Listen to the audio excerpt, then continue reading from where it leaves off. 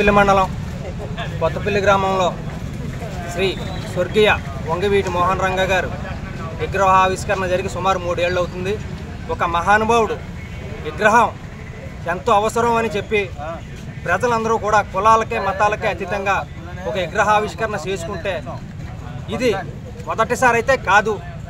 మాకు పూర్తి నమ్మకం ఉందని మొన్న కొత్తపల్లి ఎస్సీ గారితో మేము పిఠాపురం సీఏ గారితో కూడా చట్టం మీద న్యాయం మీద మేము ఇంకా నమ్మకంగా ఉన్నాం కాబట్టి ఆ రోజు మేము వాళ్ళకి గౌరవించి ఆగటం జరిగింది.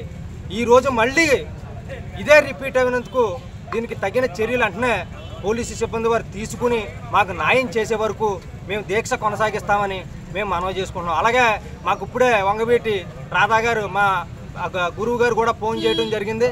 సాయంకాలం 5 గంటలకే ఆయన రావటం జరుగుతుందని చెప్పారు. ఎట్టి పరిస్థితుల్లో మీరు ఆగకండే ధర్నా కొనసాగించండి అని చెప్పారు. మేము ఆయన మాటల మేరకు మేము ఖచ్చితంగా ఈ ధర్నాను మేము కొనసాగిస్తాం. పోలీసు సిబ్బంది కూడా మాకు సహకరించి నిందితుడిని వెంటనే పట్టుకుని శిక్షించాలని కోరుతున్నాం. మీరు చెప్పారండి, మేము ఎప్పుడు చట్టం మీద న్యాయం మీద మాకు నమ్మకం ఉంది కాబట్టి ఆగాము. ఆ నమ్మకాన్ని మీరు నిలబెట్టుకోలేదండి అయ్యా. దయచేసి నిలబెట్టుకోండి అయ్యా. పోలీసు వారు రిక్వెస్ట్ చేసి కోరుతున్నామండి అయ్యా. మేము శాంతిని కోరుకుంటున్నామండి అయ్యా. మీకు దయచేసి మాకు కోరుకుంటున్నామండి అయ్యా. మాకు న్యాయం చేయండి అయ్యా. వంగవీటి మోహన్ రావు గారి విగ్రహాన్ని ధ్వంసం చేయడం జరిగిందన్నారు. ఎవరు చేశారో తెలియదు.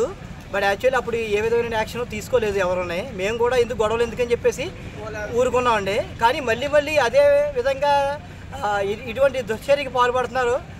ఎవరన్నది మీరు దయచేసి త్వరగా పోలీస్ డిపార్ట్మెంట్ వారు కనిపెట్టి తగు శిక్ష వారికి విధించాలని చెప్పేసి అప్పుడు దాకా మేము పోరాటం ఇలా చేస్తామని చెప్పేసి మేము చెప్పడం జరుగుతుందండి.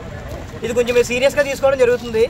ఎందుకంటే ఇదే పునరావృతం అవుతూ ఉందండి మా మీద. ఇటువంటి ఈ విగ్రహాన్ని ధ్వంసం చేసే చర్య పునరావృతం అవుతుందని చెప్పేసి మీరు తగిన చర్య తీసుకోవాలి. ఇండియా పాకిస్తాన్ ఉద్రిక్తతలపై లేటెస్ట్ అప్డేట్స్ కోసం డౌన్లోడ్ చేసుకోండి RTV లైవ్ యాప్.